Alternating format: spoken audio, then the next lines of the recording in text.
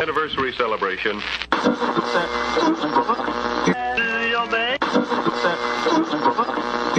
It's showtime!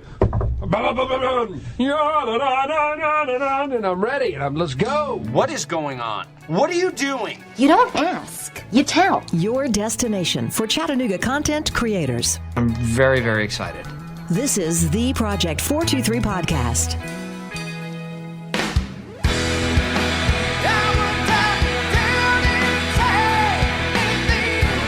All right, let's do this thing. Welcome into the Project 423. My name is Brian Stone. How are you? I am doing just fine, quarantined in the lovely confines of Songbirds South. Interesting time we live in these days, and just trying to do something to have fun. Trying to do something in particular, I mean in this specific first show, and something to get some people paid. When so many people are not being paid in so many different industries. Hell, in my radio industry, I'm not getting paid as much as I were. I didn't think I'd get affected by, the coronavirus, as they call it, COVID-19. And so if you're new to the show, there's a very good chance you are, because it's, brand new. It's a new show. That's Clay and the guys from Strung Like a Horse. I'll get to my introduction to the band here in just a minute. My name is Brian Stone. I do a local podcast here in Chattanooga, Tennessee.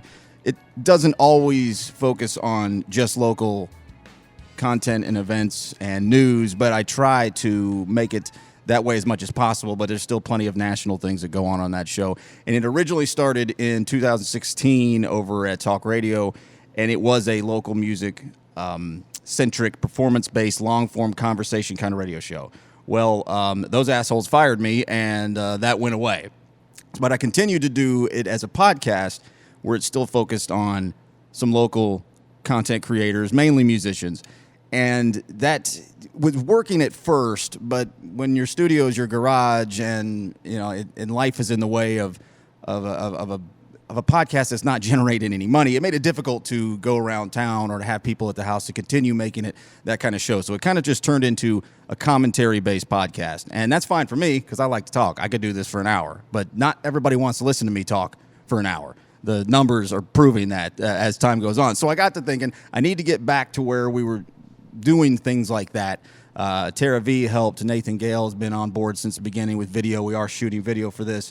It'll be on the YouTube channel. All the new social medias are out there at the Project 423. I'll be talking about that in the coming days, weeks, and months, and all of that. And Lord Taco, of course, he's here helping doing stuff as well. But my guest today is Clay, Crispy, Dan, and Tyler. Hello, everybody. How are you? I am doing well. Hey. Hello. Hey. So what happened was everything started to shut down around here. And last week, this is the 21st, when this will be first. Well, the 22nd will be available. We're recording this on the 21st. And a week ago, Clay was having a very similar idea that I was having. Somehow we've got to put together shows that can be live streamed. And now it's not like that's the most unique idea. I mean, everybody can live stream if you got a phone or a laptop or whatever. Clay, where were you at with this about a week ago after realizing gigs are getting shut down? You're not sure if it's going to be a week or 2 weeks. Where were you at on that? Kind of your timeline of putting together where we're at the show at like Songbird South. Yeah, I mean, when the cancellations started rolling in, and I saw it happening to everybody, so it wasn't like a unique idea that I had. I mean, I think pretty much everybody collectively just had this same idea at the same time. Like, well, we got, the show must go on. We got to do some shows. Yeah. We got to generate some revenue somehow. We still have all these bills that we've got to pay, and the normal expenses that we have as a band. So, I started thinking about, well, let's live stream something, which is something that we haven't done much of. And then all of a sudden, I've got several phone calls every day of people saying, I've got this idea, let's get together and let's record these shows and let's do this, and it was kind of like, all right, well, that's definitely what we should do. But it was, I was talking to venue owners, and I was talking to, our booking agency, and, and all of them were just so worried and so unsure what was going to happen that, originally the idea was, let's create some work So let's put this thing together to pay these people that are normally doing this thing. And then, it kind of snowballed after that into, well, let's see if we can raise more money for other people in the arts that we're not even affiliated with, but we know they're hurting because we are, and they do the same thing as us. And that's what the goal is today, is to get your crew a paycheck for a night, just like if this was any other Saturday night.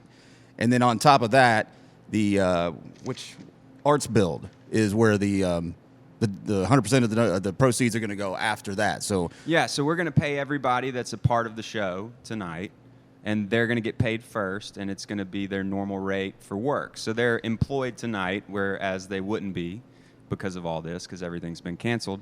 And then 100% after that is going to this new emergency fund that we really got really lucky that the timing worked out perfect, because I don't really know much of how charities work and how the money moves around, and like, we're a business, but are we doing something illegal if we're giving money here and we don't? I can't decide who gets what funds. And then when you add the streaming nature online now, where where the legalities and all that, we were asking ourselves, me and Nathan and Taco were talking about this same kind of thing. None of us being in a band, just being in the industry to a different level. Sure. Thinking of how can we do this and do it well and legally, because what copyrights and things like that, I don't know. It's just... Well, we got really lucky because we reached out to the Songbirds Foundation, because we know that they do good work with the arts and everything, and they happened to hear about the Arts Build project that they were starting, which is this emergency fund for local artists that are being hit by this, and they're doing small grants to, I don't know, I think they're up to like maybe 30 or maybe more than that, small grants to local artists. And it just worked out perfect, where we can just do the thing that we wanted to do and then just hand over the money to a foundation that we trust, that we know is going to come back into the community of artists here in Chattanooga. Well, I might reach out to you next week, just a quick phone call to see how things do unfold, because this is being recorded before the event tonight. Right. So idea if we're getting paid or not. We'll have to see how successful it is. But it looks like, there's some interest in it. So I think if people, get together, and you can tell the community wants to support the arts. They do. I see it all over, and I've seen other people that are doing live shows, live feeds, and doing donations for themselves, as the struggling artists, and it seems to be working. So I think we can do really well. Well, we'll definitely have the link for the donation on all our social medias between me and Nathan and Taco. So we'll get, you're going to have plenty of exposure yourself. But sure, even after the show is over, yeah, it's still there. All that money's still going to go. Yeah, the money's still going to the same place, whether you give it today or next week or next month. Yeah. So. And every day, it does seem to feel like this is going to continue indefinitely where we're at right now. We're thinking it's not too long. It feels, to me anyway, when I'm walking around, there's no end in sight to this shutdown in all industries. So, well, let's hope that it ends soon. But if not, that's kind of like this was an experiment, because if this is successful and we can all get paid and the crew can all get paid and everyone that's putting the show together, then we'll do it again and again and again until, that way we're at least generating revenue, paying the bills, and keeping some people employed and donating money to the other artists that are hurt. So, Dan, I always talk to people when I used to play when I was younger, and anything you're doing when you're trying to make a living that's out of the ordinary, what we consider a normal desk job or a quote-unquote real job. And I always kind of define success as being able to do this exclusively for a living. And you've, if correct me if I'm wrong, have been playing music, not just Strung, just your thing, as this is your gig. For about 6 years. Is it that long now? So I guess that's a great thing until there's a shutdown of all the places where you play, and then what do you do? Well, my life is, as it was, completely canceled, However, there is a silver lining in that. To keep yourself, afloat, doing music, you gotta spend a lot of time doing a lot of things. You gotta put a lot of stuff on the back burner that you haven't been able to get to, more creative endeavors and practicing and you know, I mean, there's so much practical application in my life that I don't sit around and just practice. Yeah, the stuff, the little things you're supposed to be doing all the time that you now, I guess, get a little extra time to. It's kind of nice right now. I mean, it's kind of nice to have the time to do that and to write music, and so I'm taking this as an opportunity to build my life up in that on those levels, and you know, with Strung, I know we're going to probably get together and write and get creative, and so there's a lot of cool things with that I've. Tyler, you really had pretty much the same thing as Dan recently that I know of, right? That's primarily what you do. I have a day job.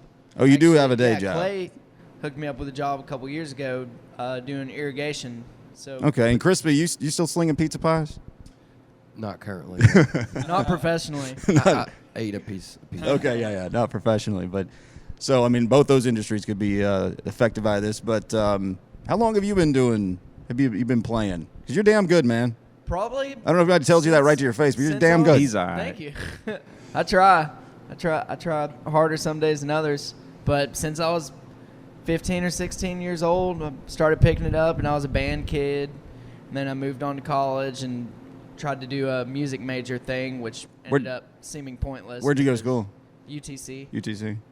And I figured you can say MTSU where all the where all the wannabe rim the recording industry majors go.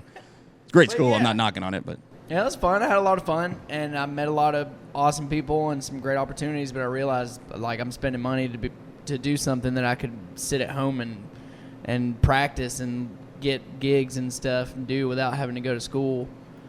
Well, we're going to do, so everybody knows, I didn't set up the front of the show exactly like I should have or like I normally would, out of our element just a little bit. We are actually literally at the bar at Songbird South. I'd love to be sitting in a bar having some drinks and something to eat, but that's not a thing, so we'll just record a podcast at the bar. The band's literally on the other side, and I'm set up here. We got cameras set up. It's very fun. We're in a bar. But we are in a bar, so we're closer to a lounge than anybody else at this point. But I wanted to do something live with you guys, and then hopefully we'll be able to do that again someday. One of my favorite shows was the time you guys came to the old station. That was almost 4 years ago now. But here, logistically, that wasn't going to work because of, you know, you're setting up the stages and the cameras and everything for tonight. So what we're going to do is take a couple of the songs that you guys play from tonight. I don't know which one it'll be, but we'll figure that out in post-production. And we'll do one in the middle of the show, and then we'll do one at the end of the show, and then just have a couple of segments of chit-chatting before that. So as a matter of fact, let's go ahead and play one of the songs from the I guess we're officially calling from the future. from the future. These are songs from the future, everybody. From the quarantine show, the ones into the future. We'll play that right now. It'll be the best song you've ever heard in your life, I'm pretty sure. We'll see. I'm pretty sure. I haven't heard it yet, but and then we'll come back. I want to talk about the record label. I want to talk about the trip to London. I want to talk about just random things going on into the future, and we'll do that coming up after this song that hadn't happened yet on the Project 423 podcast. Joy. This first song is called Pearly White, and it's about stealing a pearl white Cadillac from the mid-'60s with fine-ass red ostrich quill leather interior. Goes almost exactly like this. 1, 2, ready, go!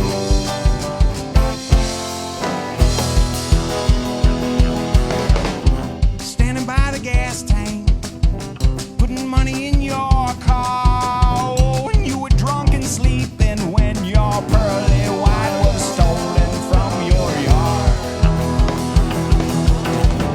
I like the work you've done here. Red dash makes me glad. High back seats with headrest and the tassels made and given by your dad. But I'll bring it back around when I'm holding you down, you'll see. And I'll bring it back again when I'm done with my sin, you'll see. Well, I won't bring it back today, know exactly what to say, you'll see.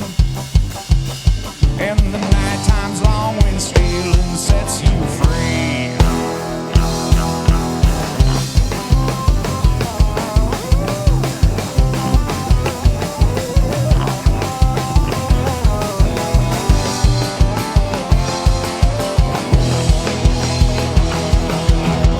Wondering if I'll put the top down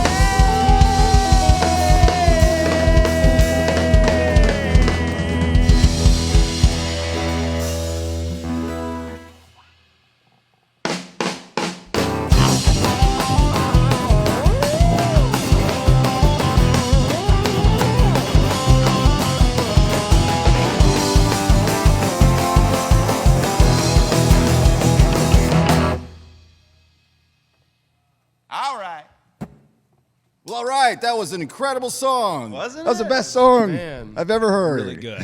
It was really, I love that song. really, I'm really, impressed. really good. I was actually predicting it would be that one we just heard. Best song in the world. Welcome back to the Project 423 podcast, the first one.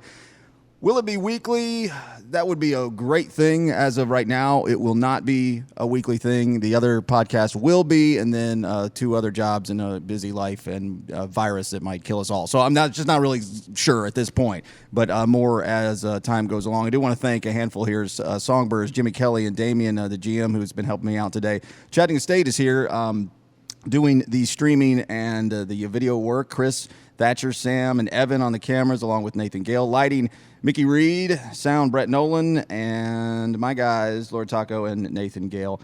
Arts Build is where the money is going for. And Craig Ballin, too, is running some sound. And Craig, thank you for, I don't want to leave anybody out. Forget So, Craig.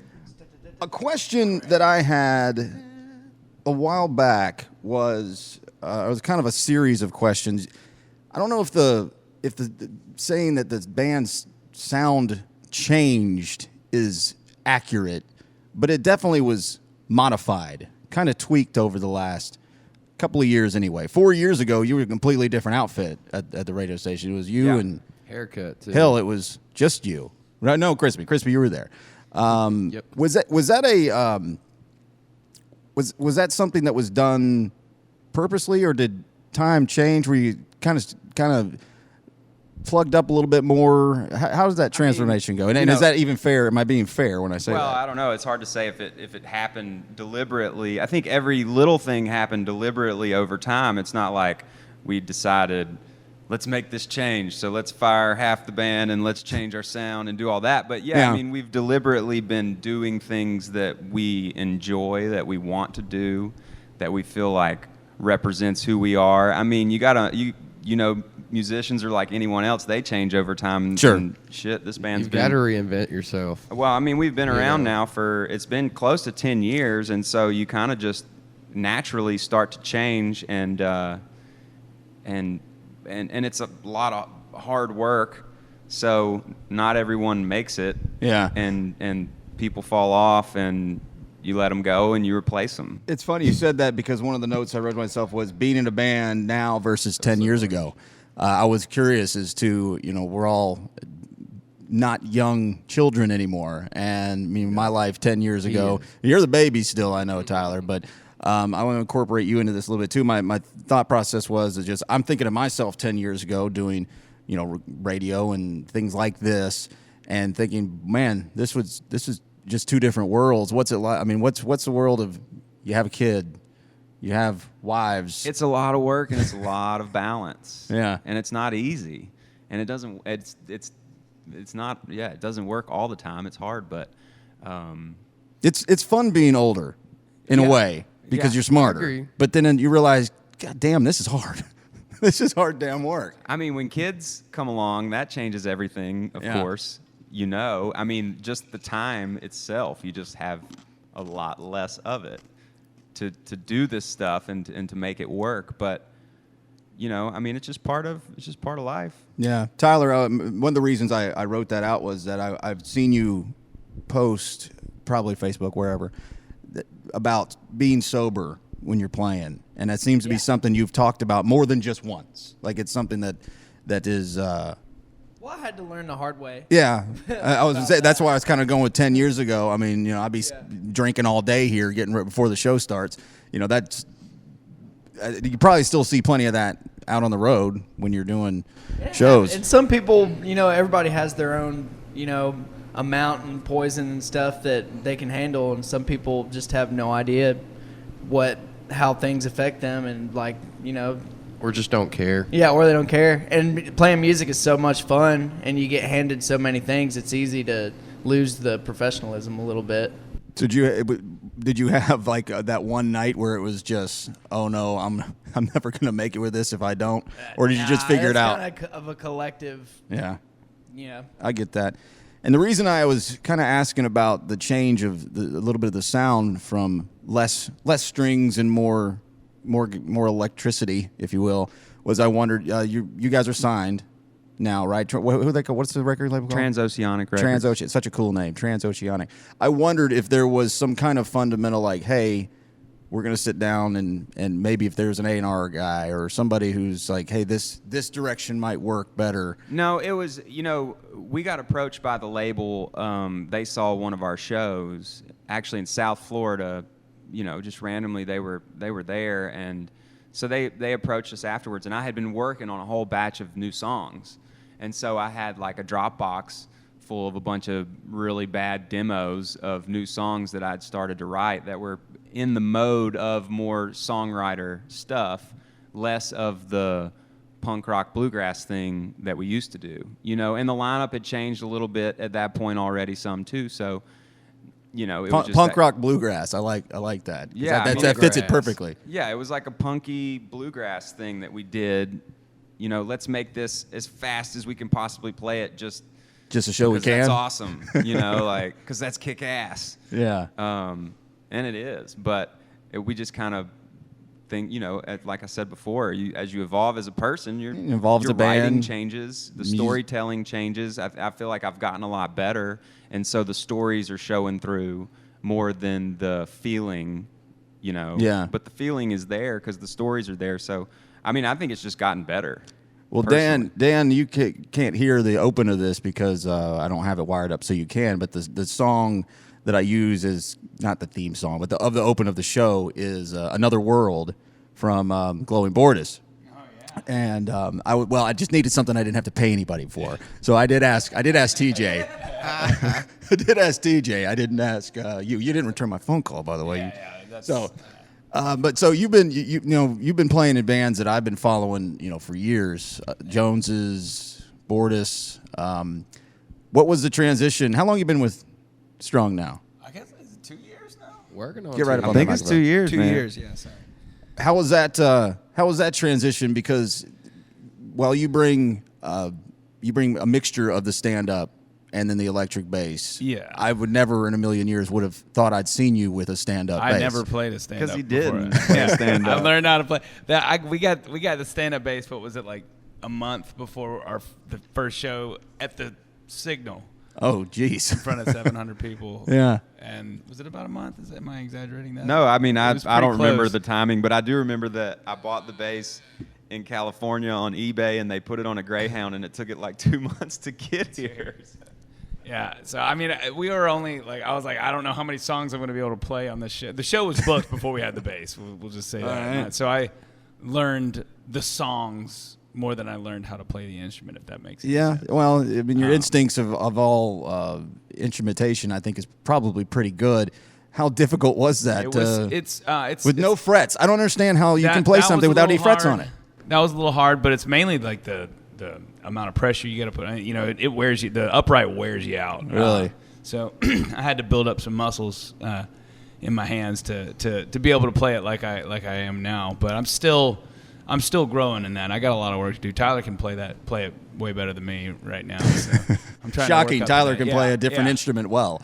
Yeah. Because BJ was your stand-up for a long time. Mm-hmm. Yeah. And that change happened quickly. And Yeah. so what were you thinking at the time, Dan? I mean, you're BJ and I more live of in a... the same house together. Okay. I mean, we're not, roommates. It's a triplex. Yeah. So and BJ and I have been great friends and still are great friends.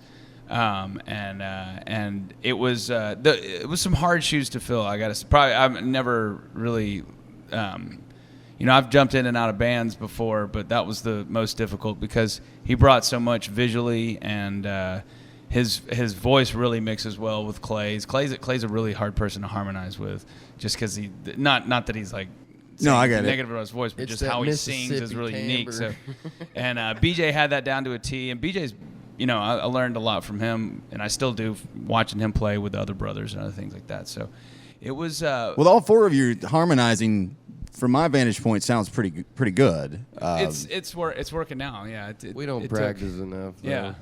We could be way better. Well, I'm glad you said that because in the world of that we're in with everything canceling, or maybe do the baseball teams play in front of nobody? Does the basketball tournament play in an empty arena?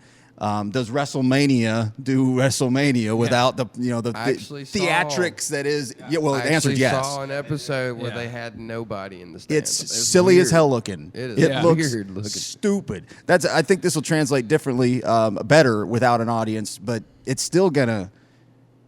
It's just kind of like a practice, except for back to like what Dan was saying earlier.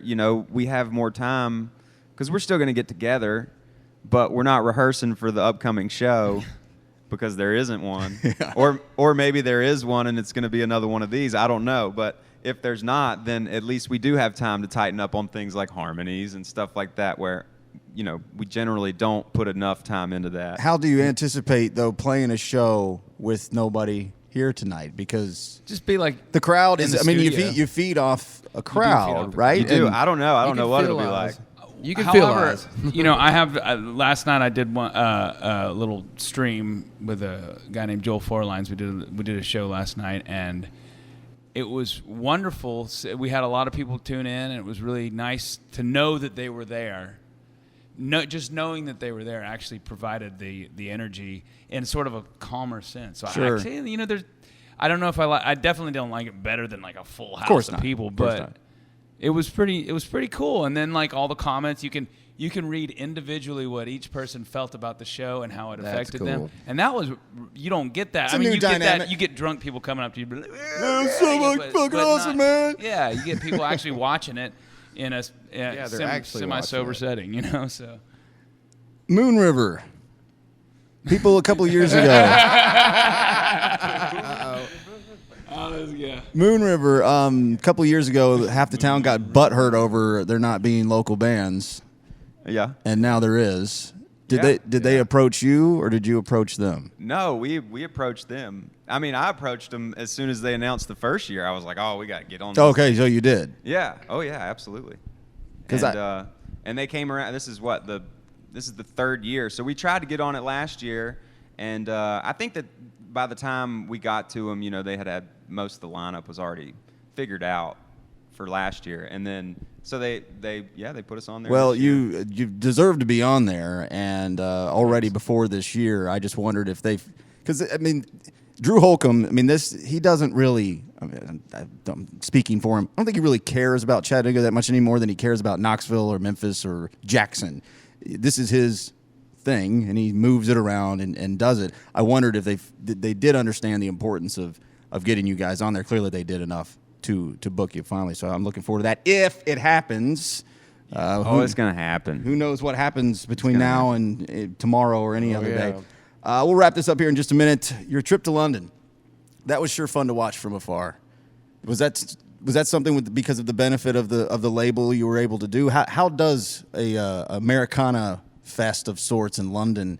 Well, I guess in a way the label did help us out with that because the people from the UK Americana Fest saw us at Americana Fest in Nashville, and we were playing a showcase that was put together by our label.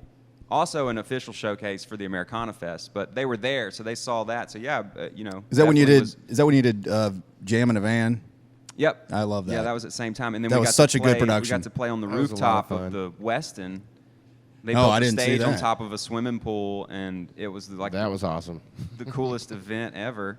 And I think that's where they saw it, and decided they wanted to. Anybody jump in? Just thoughts of traveling to the UK. I mean, I've had a dream of my life to travel to any other country outside of the, North America. Well, any thought? I mean, it's got to be something. Yeah, Crispy had never been on an airplane before. That's right, I did see that. 38 years old, never been on one. And how was that? It was absolutely terrifying at first. I'm not a big fan, I'll be honest with you. The first flight was a little plane out of Chattanooga to Atlanta before sunrise in a thunderstorm. Oh, shit. Yeah. Was it just down to Atlanta? That's exactly. No, it was to New York City. Oh, so that's even worse. Yeah, we flew up there and then flew from there over. But Xanax, going brother. Across seas, though, man, that's so awesome, though. That ocean and the what kind of? We followed the sunset coming back home. Yeah, so it was like a 4-hour sunset. That was amazing. Oh wow! Yeah. Wait a second. That's amazing. I've never in a million years I thought about the sunset hangs around for 4 hours. Yeah. What's the flight? What's the flight time from once you leave? Would you fly on a 6 or 7 hours, something like that. So basically, about the time change. It's about 6 or Yeah. 7 hour time You change. show up almost the same time you left. Yeah. But What's 6 hours later? People talk about jet lag when you fly to like Vegas. It's 2 hours difference. How screwed up does that get you when you go that far?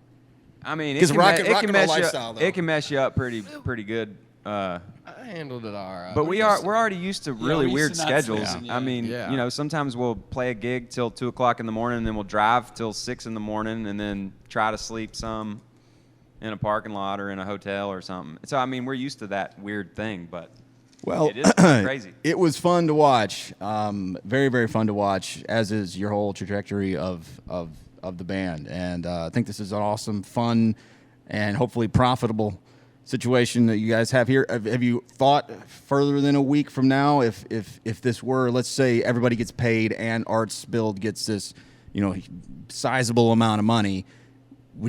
To the same people, can we come back and work here and maybe find another band, or would you want to do another one yourself? I mean, have you got that far? We've talked about doing both. We haven't really made a decision yet, and it also depends on what happens. I don't know if they're going to give us like a concrete lockdown, or if or if we can be here in a room with less than 10 people, or if they're going to be like, nope, stay home. Like, Well, if you're watching, we got the Clorox wipes back there, the OxyClean. We're sanitary. We got the Purell over here. And we're all generally, we're all kind of scummy people all the way around. But we're playing nice and we're playing good and we're following the rules. In other words, so all right, well, we'll put the wraps on it there. Just let's say life comes back to normal in a month. Normal meaning open for business. What's the rest of the year look like other than Moon River? We're going to release a record. Oh, okay. We got a record sitting there. We were actually waiting we had a date scheduled. We had plans to release it next weekend, I think. Oh, great. But we pushed it back a little bit before that happened, but it just so happened to be, had we booked the whole tour and everything around that release, it would have been right when all this went down. So we kind of dodged a bullet on that. It's wild. But that's what's coming up. We're going to release a new record that we just finished recording in Nashville. One last thought on the production for the quarantine show on the 21st. Do you have connections with the media group and Chris Willis over at Chattanooga State, or how did they get on your radar? Because I haven't seen it. Obviously, it hasn't happened yet, but I've been watching them all day put their gear together and watching if it doesn't come out incredible, I'm going to be surprised. No, he's awesome, and all the students over there that participate in that whole department are great, and we've worked with them several times over the last 5 or 6 years, and it's always been great. That's cool. Yeah, because there was you cooking up the idea with them, and then Chris sent you to Nathan when we're over the corner cooking up something else over here, and then we get Barry Corder from the paper getting a hold of Taco saying, hey, we need to do a show over here. It's like, we all got the same damn idea. Right. Let's see if we can pull it off, and then maybe do it multiple times. Crispy, Clay, Dan. What's his name? Dan, Tyler, thank you so much. Good luck tonight. We're going to play one more song, the second best song in the history of songs. From the future. From the future. We're going to do that right now. My name is Brian Stone. This is the Project 423. Bye-bye. Something like this whenever I can, once a month or so, 30-ish minutes or so, chatting with people in Chattanooga who matter. And there you go. See you, bye. But we'll do the Whitesnake song maybe next week. If we made enough money this weekend, we might try to do this again to help out the local artist community. So this song's called Looking for Love, and it goes like this. Thank y'all so much for being here and sharing it. Even though we can't see you, we know you're out there, and we love you and we appreciate everything that you do. So follow our pages and stay in touch, because when this thing clears up, we're going to be on the road again, and we're going to be releasing an album this year and all that jazz. So y'all just stay with us here. We're all going to get through this in our living rooms, just one day at a time. 1, 2, ready.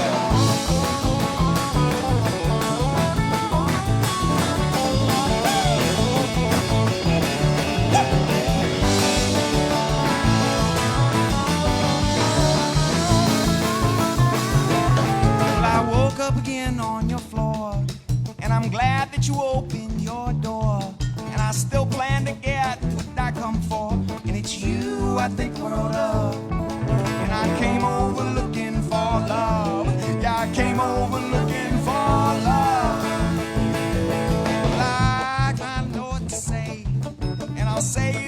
if you let me stay, 'cause I'm falling in love with you today. It's you I think the world of, and I came over looking for love. Yeah, I came over looking for love. It's an electronic guitar.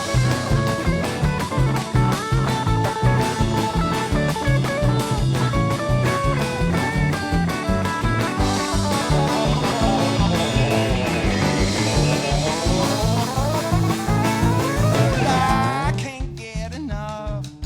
Need all your love to fill me up and give me the word, 'cause I'm here to stay. I wouldn't have it no other way. No, no, I wouldn't have it no other way.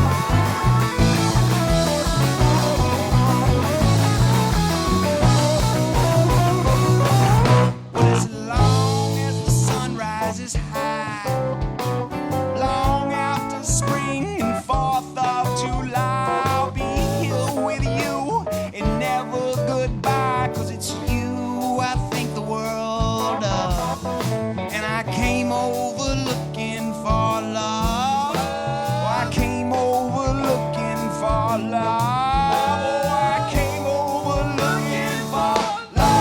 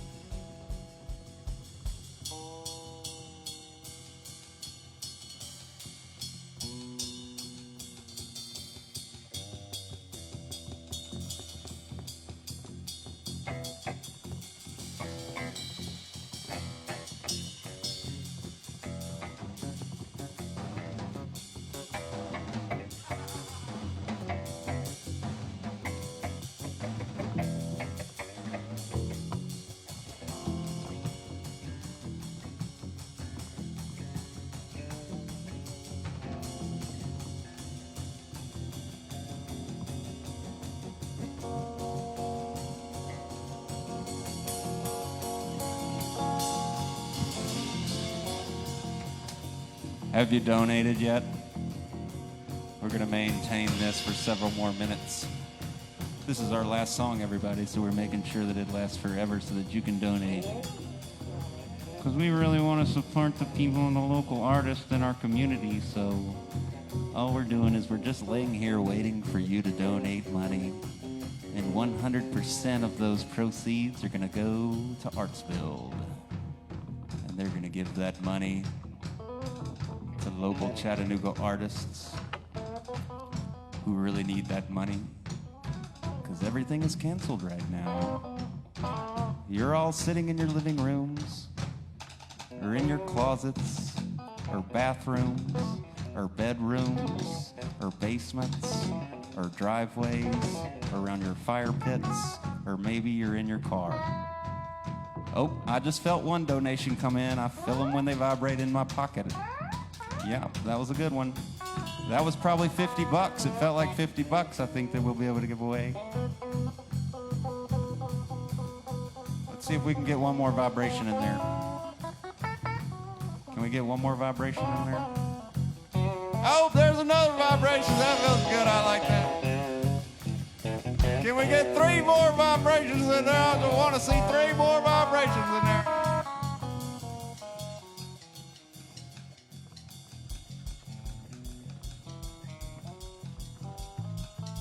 Oh, no, I think my leg's twitching there, Tom.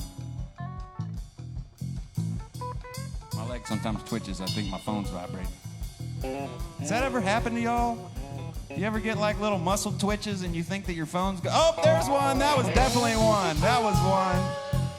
But sometimes that was one too. That's another one. We just need one more. That's all we need. You ever get that? Oh, that's another one. That's nice. Oh, shit. Let's go for 5. Let's go 2 more. Oh, that's going down. There's one too. Oh, yeah. I like this. I like it. This is nice.